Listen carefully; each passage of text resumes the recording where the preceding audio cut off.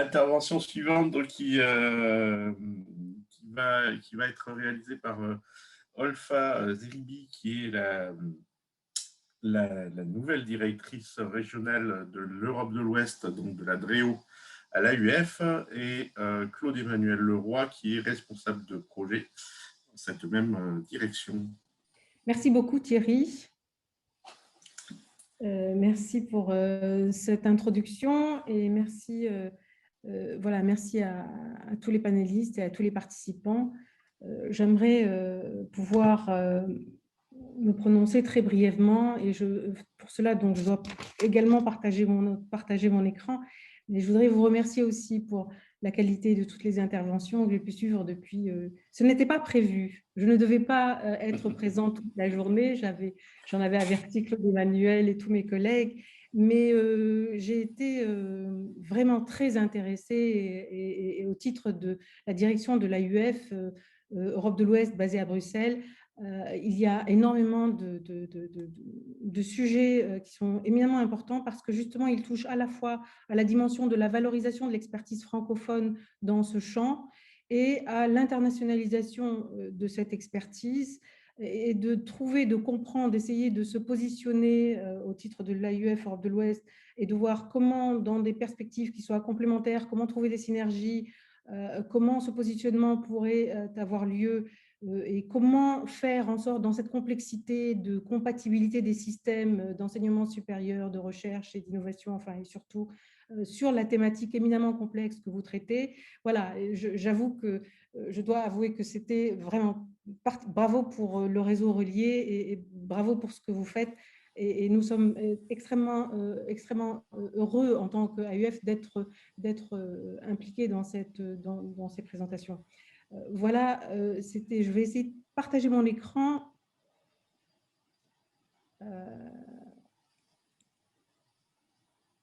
Et vous me dites si…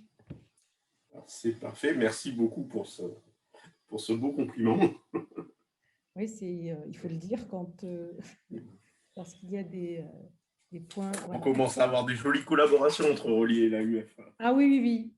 Et je dois vous avouer que cette interaction, j'en ai exprimé, et puis je l'ai souvent dit à Claude-Emmanuel, que je remercie, qui est là avec nous aujourd'hui, parce qu'il y a beaucoup contribué, il a été un des piliers dans cette approche partenariale, enfin dans cette volonté de rapprochement et de partenariat, et je trouve qu'il y a un très beau travail qui est fait, et il mérite d'être souligné. Vous voyez bien mon écran? C'est parfait. Oui. Alors, je voulais juste peut-être pour tous nos collègues, alors ce serait l'idéal, si je puis m'exprimer ainsi, si tout le monde connaissait l'AUF et de la façon dont nous sommes organisés, de la façon dont nous sommes implantés, ces 3-4 diapositives n'auraient pas lieu d'être. Mais disons que, voilà, j'aimerais remettre en perspective un peu le potentiel et l'opportunité de pouvoir collaborer à l'AUF du fait de son implantation à travers 120 pays environ, un réseau international de 1000 universités. C'est pour essayer de replacer un peu qui nous sommes, notre identité, mais aussi quels sont les éléments de notre mission et qui pourraient être extrêmement importants. Et je voudrais mettre le focus sur un élément qui concerne l'implantation de l'AUF Europe de l'Ouest qui est basée à Bruxelles et dont Claude-Emmanuel ici et moi-même sommes les représentants. Une des options des éléments de stratégie de notre direction est justement d'essayer de se rapprocher et d'avoir une meilleure proximité avec des territoires au niveau de l'Europe de l'Ouest et d'essayer d'avoir des représentants, enfin de mettre en place un nouveau dispositif de gouvernance régionale et de nous rapprocher de nos partenaires qui sont basés en Italie, au Portugal, en Espagne. Alors, je ne pourrais pas dire me rapprocher de nos partenaires de la France, nous sommes déjà extrêmement proches, mais de mettre en place des mécanismes sur lesquels des attentes pourraient donner lieu à des actions et en tout cas mettre en place des actions qui portent leur efficacité. Et la Grèce, évidemment, avec qui il y a une discussion très importante et qui sont extrêmement intéressés par ce qui est en train justement de se faire sur ces questions-là de compatibilité des systèmes d'enseignement supérieur et de recherche et dans le champ sur lequel vous êtes actuellement. Alors, évidemment, un des premiers aspects est de dire qu'il s'agit du premier espace collaboratif mondial francophone et que cette mise en réseau et le potentiel et la puissance de cette mise en réseau permettrait justement d'aller vers des mécanismes qui soient mutualisables. C'est-à-dire que nous sommes dans une logique, non pas voilà, de gouvernance horizontale, c'est-à-dire non pas de bottom-up au sens de vouloir instruire des réformes ou des changements dans des processus des systèmes, mais plutôt d'être dans une forme de boucle récursive et d'interaction permanente et réciproque sur notre offre d'expertise. C'est-à-dire que l'internationalisation de notre offre d'expertise francophone doit se faire dans une gouvernance horizontale. Voilà, ça c'est un point très important et que j'ai eu la chance d'observer à travers les différentes rencontres que vous avez eues dans le cadre de PURC. Alors, ça, c'était un des premiers points qui était pertinent et qui méritait d'être soulevé. C'est la puissance de ce potentiel collaboratif mondial.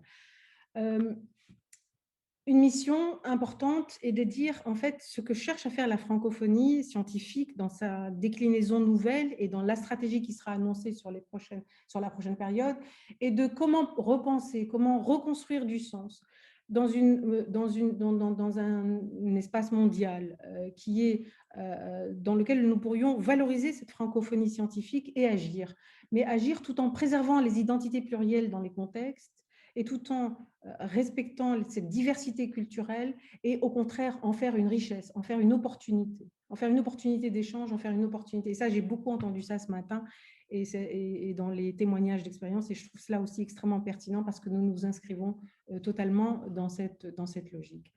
À partir de là, nous nous engageons dans plusieurs éléments qui sont, et notamment sur trouver des stratégies, enfin en tout cas mettre en place des programmes de financement qui nous permettraient de répondre à cette stratégie-là, qui soit différenciée au niveau des contextes.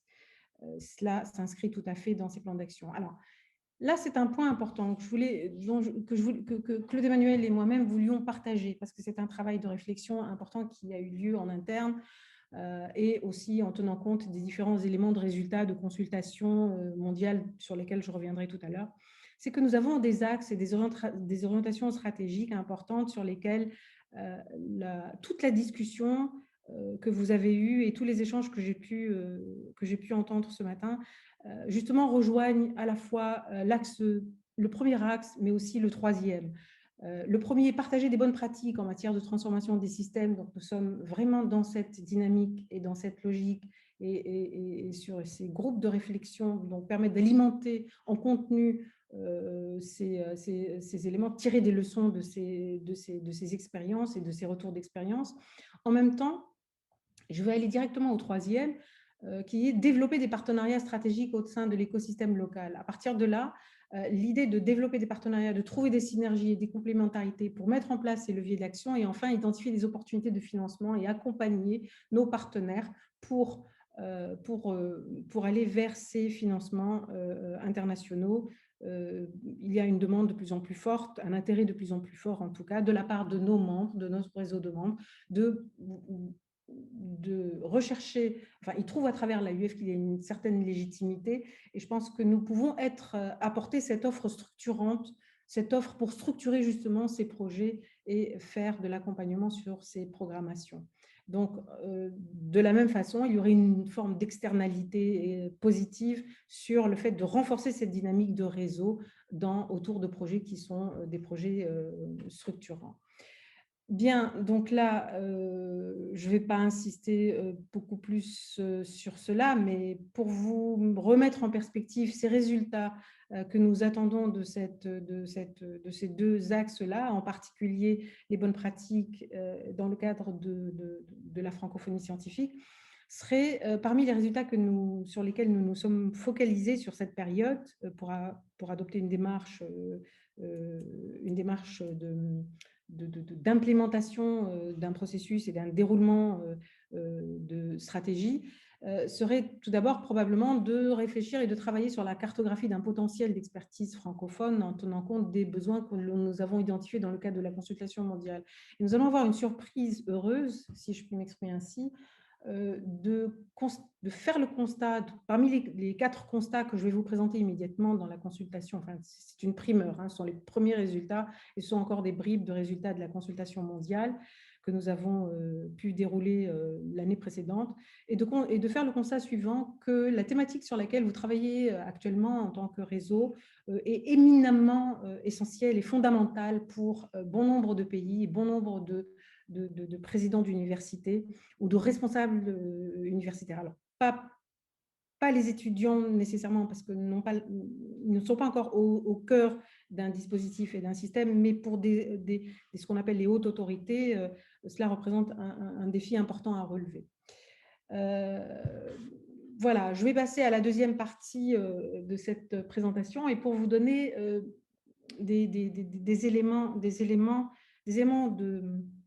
à travers la grille de lecture qui a été utilisée pour essayer de comprendre quelles seraient les attentes de notre réseau de membres sur un certain nombre de thématiques. Nous avions mis sur cette grille de lecture, il y avait 5 éléments essentiels: la gouvernance, le pilotage stratégique, la qualité, la formation, la recherche, l'ouverture sur l'environnement, donc toutes les questions en lien avec l'employabilité, l'insertion professionnelle, l'entrepreneuriat, l'internationalisation dans sa dimension la plus large, qui va de la coopération scientifique, de la diplomatie scientifique francophone, mais aussi des éléments de structuration, de réseautage à l'international, et de la programmation de financement, évidemment, des programmes de l'Union européenne et autres bailleurs de fonds. Et enfin, la langue française. Mais la langue française vue sous le prisme du multilinguisme, et non pas seulement de la langue française. Donc voilà, c'était les cinq axes sur lesquels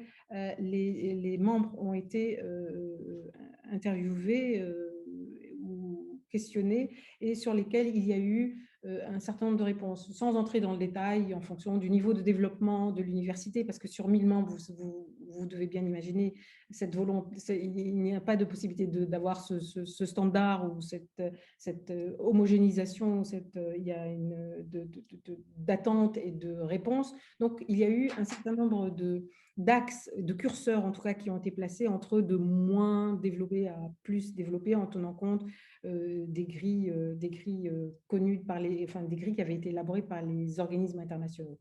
Donc, les résultats, et là encore, avec beaucoup de précautions et sous réserve encore d'un certain nombre certains de ces résultats vont être alimentés par des verbatims qui ont été extraits d'entretiens individuels qui ont eu lieu avec des personnalités qui sont aussi politiques et aussi de la société civile et aussi d'un certain nombre d'autres, en tout cas autres que uniquement des experts scientifiques ou des experts universitaires ou administratifs qui auraient été interviewés sur ces questions-là. Mais on peut déjà s'exprimer, en tout cas faire quelques constats. Un des premiers constats est que sur les 5 thématiques qui avaient été évoquées sur les items, et ce que l'on a détecté comme étant l'expression de besoins prioritaires, il y a un constat éminemment important, et que quel que soit le degré de développement ou le degré de francophonie perçu, c'est-à-dire natif francophone, alors là aussi c'est un curseur, hein, tout complètement anglophone, complètement, quel que soit ces degrés-là, ces différents degrés sur les curseurs, la question de la gouvernance, de la qualité, du pilotage stratégique apparaît comme étant prioritaire et totalement corrélée et totalement liée à l'offre de formation et à l'internationalisation. Donc, on retrouve ici l'idée qu'il y a la question de l'internationalisation des démarches qualité, des démarches en tout cas à structurer au service d'une meilleure gouvernance universitaire, est un des aspects qui revient dans cette consultation. Alors, la consultation a touché près de 50 000 personnes. Hein. Je n'ai pas exactement les chiffres exacts, mais vous les aurez au moment, et je vous invite tous à vous connecter aux assises de la francophonie scientifique. Hein. Ça sera la semaine de la francophonie scientifique du 21 au 24 septembre. Il va y avoir une assemblée générale au cours de laquelle toute cette stratégie va être dévoilée. Le deuxième constat est le suivant. Lorsqu'on met le focus sur les besoins en gouvernance pilotage, donc la troisième priorité qui a été constatée est que, alors un constat assez aussi sur lequel la discrimination est assez forte et qui est le suivant, c'est que plus le niveau de développement du pays est faible, disons pays émergents, pays en développement, pays à revenus intermédiaires, plus le besoin exprimé des établissements par les plus hautes autorités dans les domaines de gouvernance et de pilotage stratégique et de démarche qualité est important et élevé. Donc, il y a réellement des attentes et un besoin exprimé sur cette dimension-là qui serait de nature à pouvoir développer davantage d'autonomie dans le mode de fonctionnement, davantage de possibilités d'un positionnement plus stratégique à l'international, je pense, sur les filières qui sont proposées. Le troisième constat, ces pays, alors les pays, 77% de ces pays expriment un besoin d'accompagnement dans la définition et le pilotage d'une politique de qualité au même niveau que l'expression du besoin à l'accompagnement, à la conception et à la mise en œuvre de stratégies. Donc, cela renvoie à quelle idée? Et que c'est éminemment stratégique, que la question de la démarche qualité est éminemment stratégique, est au cœur des préoccupations dans ces écosystèmes pour ces pays, de pouvoir s'approprier ces démarches, voir la transférabilité des méthodologies, voir dans quelle mesure tout ceci peut être contextualisé. Enfin, un quatrième constat est que 75% de ces établissements qui ont exprimé ces besoins en matière d'assurance qualité le font à la fois pour la définition et le pilotage d'une politique, donc cela rentre dans des politiques publiques, dans ces politiques des systèmes d'enseignement, pour la labellisation, la certification et l'accréditation, l'assurance qualité externe. Et là, il s'agit d'une nouvelle expression du lien fort entre l'assurance qualité interne et l'assurance qualité externe. Et j'ai écouté tout à l'heure l'HCERS et c'était particulièrement intéressant de voir comment justement cette articulation entre ce que l'AUF peut faire et ce que les perspectives complémentaires et les synergies qui pourraient être apportées entre ce que la façon, à travers son réseau d'expertise, l'AUF pourrait mettre en place et utiliser comme levier d'action à un niveau de l'accompagnement en structuration en interne sur ces politiques publiques et du soutien à ces politiques publiques pourrait être relayé et en tout cas passer à un niveau externe et un niveau supérieur par d'autres programmes et qui sont d'autres programmes ou d'autres programmes portés par des agences qui sont dans ces préoccupations.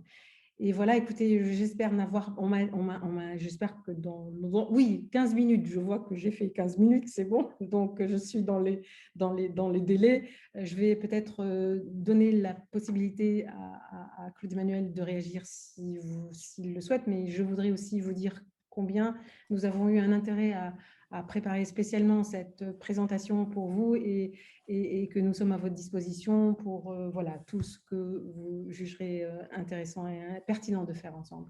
Et je vous remercie, Thierry. Merci. Merci à vous. Vous aviez une demi-heure, en fait, pas 15 minutes. Hein, mais, donc, il y avait moyen de développer un peu plus. Mais je crois qu'il y avait la place enfin, de l'espace pour les débats ou quelques... Oui, mais c'était bon. C'est très intéressant cette consultation.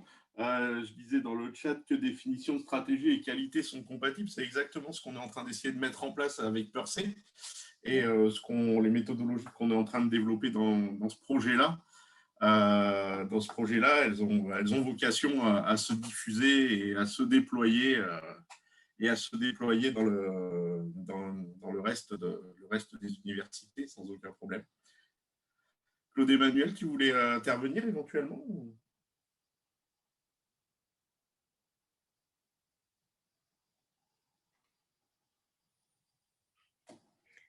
Claude Emmanuel, Oui, il faut ouvrir votre micro. Oui, c'est bon. Ce serait plus utile comme ça, plus efficace, oui. C'est juste pour constater l'évolution depuis une dizaine d'années dans bon nombre de régions de la francophonie. On a constaté il y a une dizaine d'années qu'il y avait une réelle volonté de vouloir développer des stratégies liées à la démarche qualité, mais ça relevait essentiellement d'individus, que ce soit dans le domaine de l'offre de formation, que ce soit dans le domaine de la recherche. On constate depuis 5 ans une accélération vers une analyse beaucoup plus institutionnelle, une logique beaucoup plus institutionnelle. D'où l'idée qui a été développée il y a 5-6 ans, notamment en Asie, de pouvoir associer la démarche qualité au plan de développement des institutions. Et c'est à partir de ce moment-là qu'on a pu développer à la fois une stratégie qui correspondait à une logique d'institution, une logique d'établissement, de mettre la stratégie en relation avec le plan de développement de telle ou telle institution, notamment par rapport à des pays qui ont fait le choix de l'autonomisation des universités. Et l'élément déclencheur dans bon nombre de régions, ça a été la vague d'autonomisation des universités. Et quand je parle d'autonomisation, c'est à tous les points de vue. C'est-à-dire que c'est au niveau des ressources humaines, au niveau de l'infrastructure, au niveau de la diplomation, etc.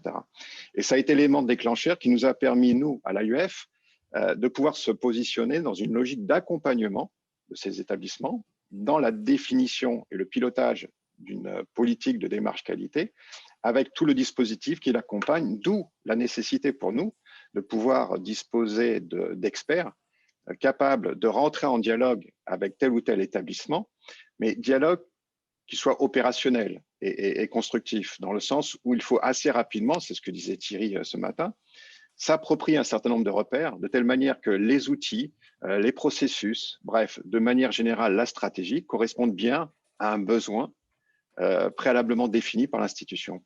Ce qui explique que l'essentiel de nos guides que nous avons élaborés il y a 5 ou 6 ans, notamment en Asie, part de l'autodiagnostic. Faisons un diagnostic de la situation, alors par rapport au contexte socio-économique, par rapport à la stratégie partenariale, par rapport à un modèle économique, et en fonction de cet autodiagnostic, essayons de mettre en place des processus qui correspondent à un réel besoin.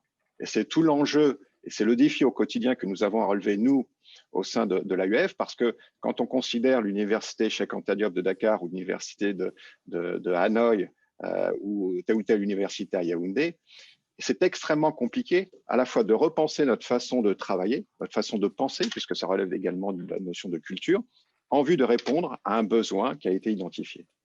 Voilà brièvement ce que je voulais dire en complément de ce qu'a dit Olfa.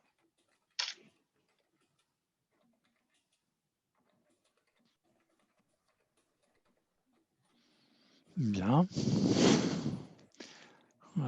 Merci de vos interventions.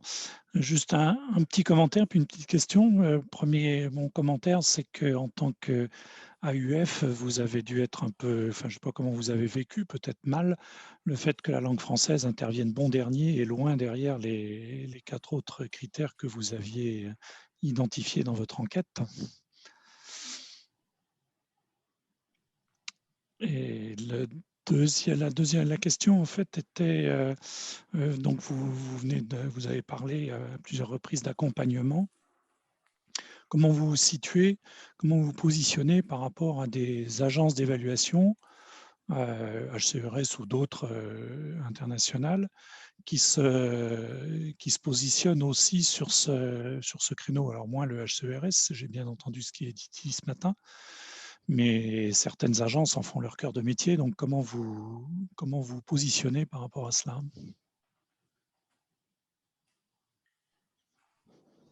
Je vais intervenir sur la notion de langue. Alors, la notion de langue, il faut voir que le questionnaire portait essentiellement sur les départements de français.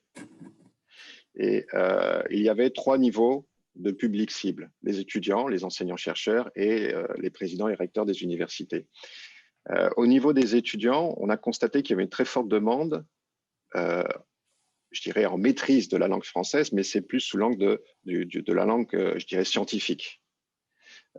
Donc, il a fallu basculer de la notion simplement d'enseignement du français à l'enseignement des sciences en français.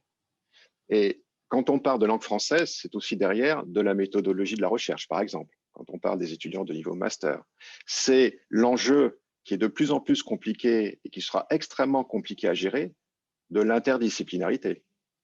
Quand on met autour d'une même table déjà des gens de différents champs disciplinaires, ce n'est pas forcément évident. Donc pour un étudiant ou un doctorant qui veut publier en français, l'enjeu pour nous, ce n'est pas le français, c'est comment rédiger un article scientifique. Et là, il y a une très forte demande, qu'on le retrouve également du côté des enseignants-chercheurs, et peut-être moins du côté des présidents et des recteurs d'universités qui considèrent que leur département de français fonctionne bien par définition. Donc voilà, par rapport à la langue française.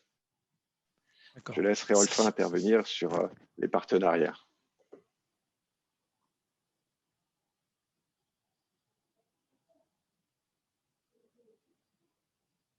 Votre micro Olfa. est éteint, Olfa.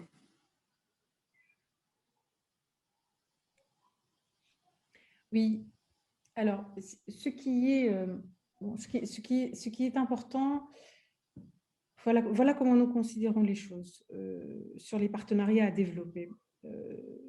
Ce qui est éminemment important tout d'abord, nous sommes conscients de cette extrême diversité et de la difficulté, de la complexité à vouloir faire de la compatibilité de systèmes. C'est-à-dire que nous sommes convaincus qu'il n'y a... Bon, je sais que cela paraît paradoxal ce que je vais dire, mais il y a l'idée de référentiel et donc de normes et donc de standards dans tous les discours en lien avec la qualité. Mais en même temps, l'exercice et la complexité de l'exercice qui est fait, en tout cas, j'ai constaté ça au niveau des différentes expertises que j'ai eu l'occasion de côtoyer. Alors, je ne suis pas un expert dans ce domaine, mais de la compréhension que j'ai de ce que nous pourrions interpréter, la difficile compatibilité des systèmes fait qu'il faut qu'il y ait des contextualisations et que ce ne sont que les acteurs, enfin les parties prenantes à des niveaux locaux qui ont cette capacité de faire ces contextualisations. Mais les méthodologies ou les approches ou les façons de faire, non, donc les processus, pas les contenus, doivent être appropriés par des acteurs et des parties prenantes locales. Et c'est là que on voit tout son sens et toute l'expression du sens, enfin, ce qui donne du sens à ce que nous faisons actuellement dans le cadre de nos partenariats avec de l'expertise, mais du potentiel partenarial aussi avec des agences ou des institutions qui auraient cette capacité de faire monter en compétences. Alors, je vais reprendre une idée. Donc, la première est l'idée est que c'est en interne et avec de l'accompagnement que nous pouvons travailler à ces autodiagnostics, mais qui rentrent dans le cas de dialogue et d'interaction entre des parties prenantes, qui vont leur donner la possibilité de faire monter ces capacités institutionnelles pour qu'après, à d'autres niveaux, avec d'autres acteurs, dans des partenariats qui sont aussi à un autre niveau stratégique, qu'ils puissent prendre le relais par eux-mêmes et gagner cette autonomie. Je crois que j'avais une question sur l'IFGU. Oui, c'est moi qui posais la question un peu en aparté, mais effectivement, l'AUF, il y a un institut au sein de l'AUF qui s'appelle l'Institut de formation de la gouvernance universitaire, qui s'appelle l'IFGU. Et du coup, ma question, c'était par rapport à ce qu'on vient de dire, quelle est la place de ce dispositif et comment il intervient? Voilà, alors Claude Emmanuel, peut-être que je vais te laisser, tu as beaucoup plus travaillé avec l'IFGU directement et notamment dans le cadre du projet, mais pour nous, l'IFGU a un rôle éminemment important en matière il délivre des formations sur les questions de gouvernance universitaire. Donc, bon, l'IFGU est aussi amené à connaître des transformations ou de nouvelles modalités, mais peut-être que Claude Emmanuel, étant plus en contact avec eux actuellement, tu vas pouvoir nous donner ton point de vue sur l'IFGU. Alors, l'IFGU est un institut donc, qui existe depuis déjà un certain nombre d'années, qui a une vocation totalement mondiale. Et il travaille en fonction des besoins et des demandes des régions. La demande sur l'Afrique centrale et des Grands Lacs, la demande sur l'Afrique de l'Ouest ou l'Asie est complètement différente. Donc, à chaque fois, il faut s'adapter. L'IFGU a vocation à capitaliser l'expérience qui a pu être accumulée au cours d'un certain nombre d'années. Et en fonction des demandes qui émanent du terrain, en fonction des demandes qui émanent des directions régionales, puisque l'AUF est structurée en 10 directions régionales, l'IFGU se met en position de telle manière qu'il puisse satisfaire aux demandes des uns et des autres. C'est dans ce sens qu'il intervient, toujours en étroite collaboration avec les directions régionales, avec les établissements membres de la région. Je parlais aussi de l'IFGU parce que je sais qu'on a des collègues qui, ce matin, se posaient la question de comment intervenir sur des projets à l'étranger. Et l'IFGU est aussi en recherche d'experts de temps en temps. Donc voilà, c'était aussi pour souligner, Absolument. ce fait. Absolument, absolument, Thierry. Oui. En termes, si je peux compléter la réponse d'Olfa par rapport à telle ou telle relation avec les partenaires, il y a aussi une idée de complémentarité dans le sens où, imaginons que tel ou tel établissement désire être accompagné dans le montage d'un master, nous accompagnons le montage du master. Notre accompagnement se fait essentiellement sur la constitution d'un corps professoral qui soit adapté, qui corresponde aux besoins, aux critères nationaux. La seconde étape serait de pouvoir, en fonction de l'offre de formation, envisager une labellisation, une certification sous une forme ou sous une autre. Et c'est là qu'on a besoin de travailler avec d'autres partenaires, dans le sens où nous n'avons pas à la UF vocation à labelliser ou à certifier quoi que ce soit. Nous avons vocation à accompagner dans la mise en place d'une offre de formation.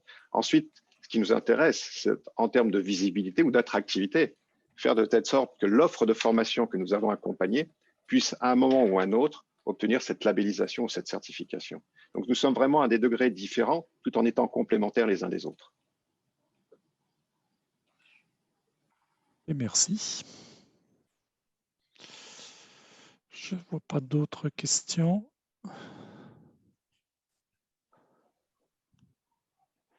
Quelqu'un a-t-il un commentaire ou une question à exprimer qui ne serait pas encore sortie? Pas de question, mais plus une réflexion qu'on aura probablement en comité de pilotage de relier, et puis qu'on aura aussi avec Olfa, Claude Emmanuel, voire d'autres responsables de l'AUF et d'autres responsables de région, directeurs de région. Mais à l'accentuation du partenariat entre Relier et l'AUF, à mon sens, me paraît vraiment très intéressant. On a plein de synergies à mettre en place, en fait, par rapport à ce que nous on déploie et ce qu'on peut déployer, ce qu'on sait déployer en France, par rapport à ce que l'AUF aussi peut nous apporter en termes de visibilité, à ce que nous on peut apporter en termes de compétences à l'AUF. En tout cas, moi, ça fait maintenant ça fait 2 ans qu'on travaille ensemble, Claude Emmanuel. Quelque chose comme ça, 2 ans et demi. Et, c'est vrai que c'est à chaque fois très intéressant et un vrai plaisir. Donc, Alors, Thierry, est-ce que vous nous C'est aussi Oui, vas-y, Claude. Juste pour compléter, c'est aussi une logique d'échange. Par exemple, lorsque Thierry a travaillé avec le Vanuatu, mais moi-même, ayant collaboré pendant plusieurs années avec le Vanuatu, j'ai pu donner un certain nombre de repères. Donc voilà, c'est un échange mutuel dans le sens d'une capitalisation de nos expériences réciproques. Oui.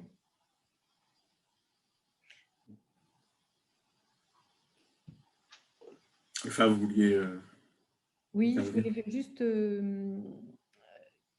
je voulais juste vous dire que en fait, il faudrait voir que nous pourrions être des facilitateurs et nous nous mettons à votre service, si je puis m'exprimer ainsi. Vous pouvez à tout moment effectivement interagir. Bon, vous avez le bon interlocuteur parce que vous êtes en contact direct avec Claude Emmanuel, mais sachez que, en tout cas, la direction de la UF Europe de l'Ouest soutient complètement toutes vos initiatives. Et vous me parliez des prochains colloques.